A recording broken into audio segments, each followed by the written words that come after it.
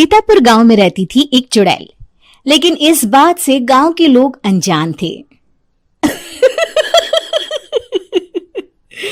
जब तक पूरे गांव की एक एक औरत के गहने मेरे पास नहीं आ जाते, मैं इस गांव को छोड़कर नहीं जाऊंगी, चाहे इसके लिए मुझे लोगों को गायब भी क्यों ना करना पड़े।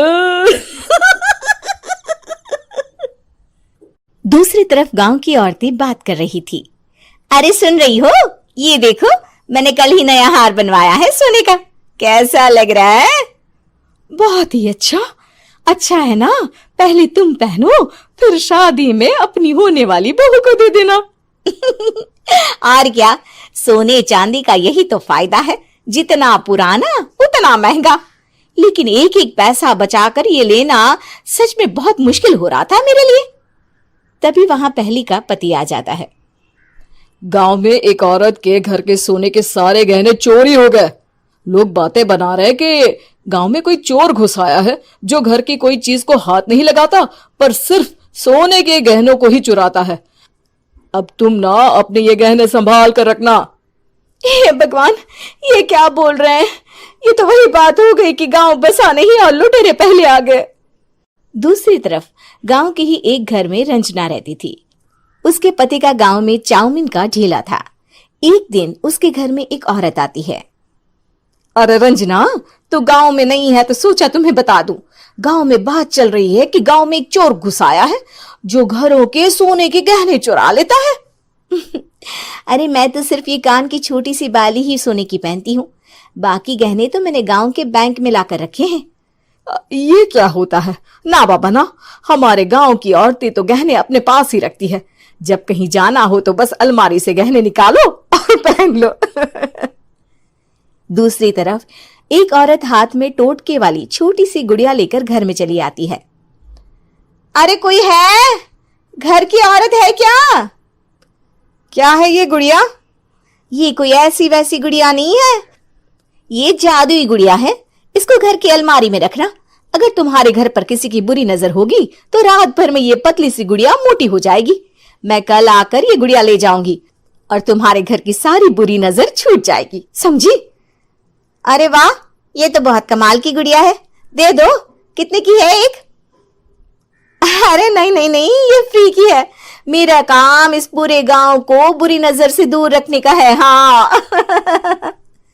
भली औरत उसके हाथ से वो गुड़िया लेकर अलमारी में रख देती है। लेकिन अगली सुबह जब वो उस गुड़िया को देखती है तो पतली सी गुड़िया मोटी हो चुकी होती है। हे भगवान, ये क्या? किसने मेरे घर को बुरी नजर से बांध रखा था? तभी वो गुड़िया वाली भी आ जाती है। मैंने कहा था ना, घर पर बहुत ज्यादा बुरी नजर है, लाओ ये गुड़िया मुझे दे दो। औरत वो गुड़िया उठाकर उसे दे देती है। गुड़िया हाथ में आते ही वो औरत उसे लेकर सीधे गांव के बाहर की खाली हवेली में चली जाती है और साधारण औरत से चुड़ैल बन जाती है।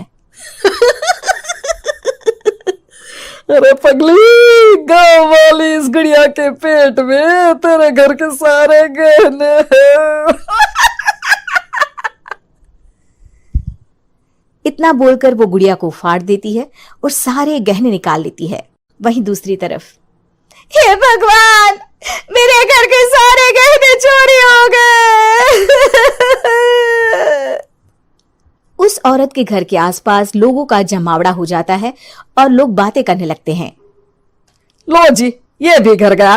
पता नहीं कौन चोर है जो इतनी होशियारी से गहने चुरा लेता है। कुछ समझ में नहीं आ रहा कि कौन है। लोग तो घर से कहीं जाते भी नहीं है, न ताला लगे न घर खाली हो, फिर भी रातों रात गहने चोरी हो जाते हैं।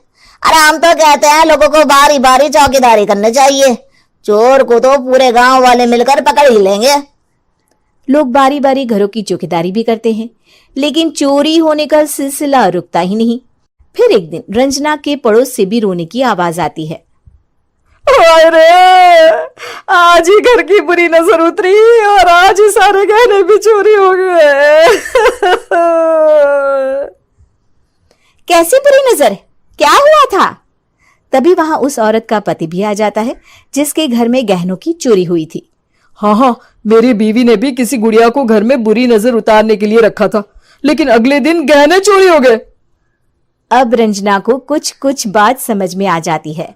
वो गांव वालों से कहती है, देखिए अब आप लोग चिंता ना करें, जल्द ही चोर पकड़ा जाएगा। उस नजर उतारने वाली गुड़िया को आज मेरे घर कोई भेज देना। फिर क्या था, चुड़ैल को लोग रंजना के घर भेजते हैं।